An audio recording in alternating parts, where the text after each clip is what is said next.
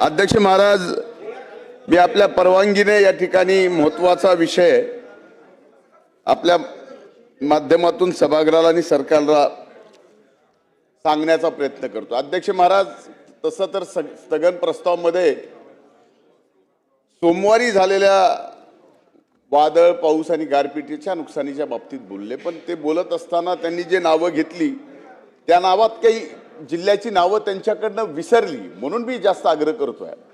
त्यात बीड विसरलाय, बाकी सर्व नावं घेतली आणि मी परत एकदा सर्व नावं घेतोय। काल दिवसभरात बीड, नांदेड, लातूर, धाराशिव, मराठवाड्यातील परभणी, काही जिल्हा पूर्व विदर्भातील अध्यक्ष महाराज, कोकण भागातील आणि अनेक ठिकाणी पूर्णपणानं अध्यक्ष महाराज शेतकऱ्यांचं रब्बीचं जी काढणीला आलेले गहू होते, ज्वारी होती, हरभरा, भाजीपाला, फळबागा ह्या पूर्णपणानं उद्ध्वस्त झाल्या। म्हणून माझी आपल्याला विनंती आहे, म्हणजे माझ्या मतदारसंघ बीडमध्ये तर माझ्या असेल, माजलगाव मतदारसंघात असेल, केज मतदारसंघात असेल, फार मोठं नुकसान झालं।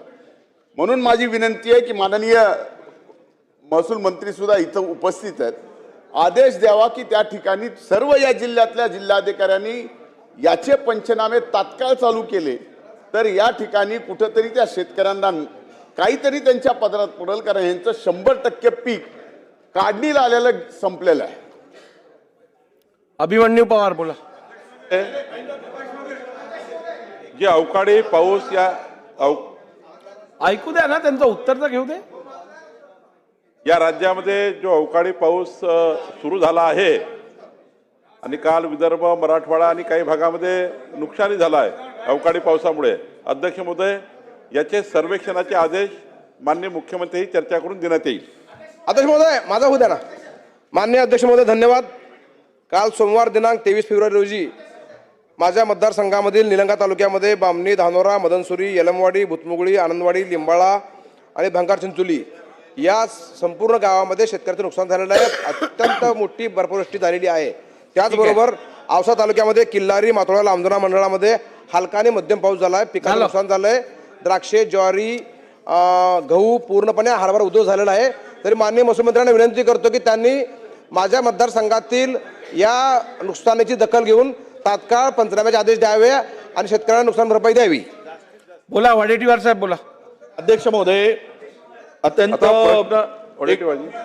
फक्त एक अभिमन्यू पवारांचा शेतकऱ्याचा विषय आहे म्हणून पुन्हा उठलो।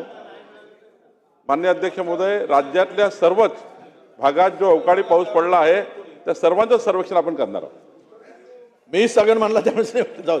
अध्यक्ष महोदय, एक अत्यंत गंभीर अशा